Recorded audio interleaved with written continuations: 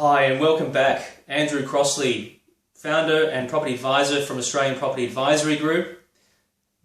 Hi, welcome back. Andrew Crossley, property advisor and founder from Australian Property Advisory Group.com.au. Today I've got Gary Harvey, a property specialist and expert in growing a property portfolio. Gary's personally achieved a growth of 39 investment properties over the last 39... Damn. I'm glad I'm not the only one that stuffs up in front of the camera. Right. Welcome back. Andrew Crossley, property advisor and founder of Australian Property Advisory Group.com.au. Today I have Gary Harvey. He's a property specialist. He's personally developed purchased and grown 39 investment properties over the last 13 years. And I don't know of anyone better to be able to help you, the audience, in giving some tips and tricks to how he's done that. Welcome, Gary. Yeah, thanks, Andrew. Gary, I'm often asked from people starting out with property investment and also people growing their portfolio how they can improve their portfolio. And the term optimization is thrown around. Can you explain what that means? Yeah, sure. Yeah, I mean, for me, I think optimization is really getting your portfolio to perform the way you want to and making sure it's hitting all of your objectives. That can be different for different investors. Some are looking for tax-effective investments, others strong cash flow investments, and I think we're all looking for good capital growth and rental growth over the time we have them. There are a number of ways to optimise your portfolio, and again, it will depend on what your strategy is. For me personally, it has been around cash flow, and that has enabled me to continually buy property over the 13 years. So I focused heavily on that, and still do, by trying to increase the return and also manage my costs on my real estate. Okay. Now, I'm often hearing from people that it's important to get it right the first time, and there are some overall general fundamentals that investors can do.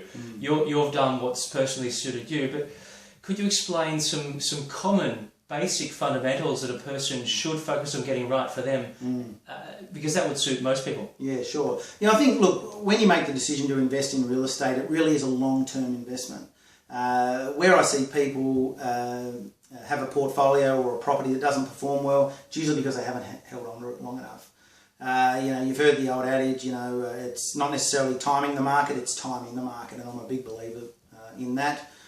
Properties, in my experience, it's a very forgiving asset, and if you hang on to it for a while, it will usually reward you well. So timing the market, selecting an area which you believe has some good potential for growth, both rental and capital growth, and obviously getting the financing structure correct so you're able to hold on to it.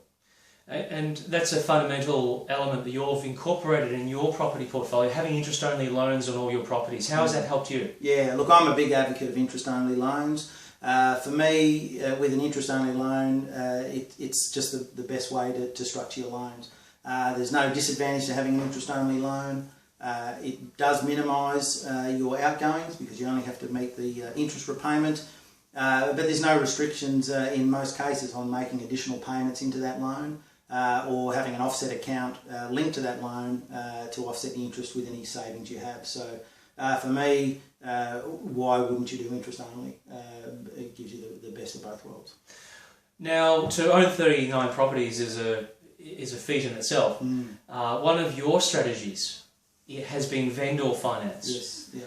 Now, some people don't understand what that means, and there's also some controversy as to whether it's a legitimate way of doing things. You've certainly done it. Yes. If you could elaborate on why it is allowed. Yeah, sure. No, that is true. And look, there are many myths around about vendor finance. I'm certainly not a legal expert around it, but I have good legal representation. My vendor finance properties are located in Victoria. There's certainly no issue with doing vendor financing in Victoria. A great example of that is, it is endorsed by the State Revenue Office. The State Revenue Office will pay the first homeowners grant on a vendor terms contract, particularly if it's applicable. There are changes in the first homeowners grant space all the time, but if the purchaser qualifies, then that will be paid. And then also, as the investor, that particular property that is under a vendor finance contract is not subject to land tax. So I don't think there's any better proof, particularly in Victoria, that it is a legitimate way to buy and sell property. Great. Well, thank you very much for your time today, Gary. Yeah, no problem. And thanks for joining us once again. If you'd like to get some assistance or some tips and tricks moving forward, I'll be interviewing Gary in the future, and he may even be adding to a couple of my blogs with some information he might give me from time to time. So thank you again for joining us, and I look forward to having you join us again soon. Thanks. Beautiful. That went all right, didn't it? That was all right. Yeah. Good.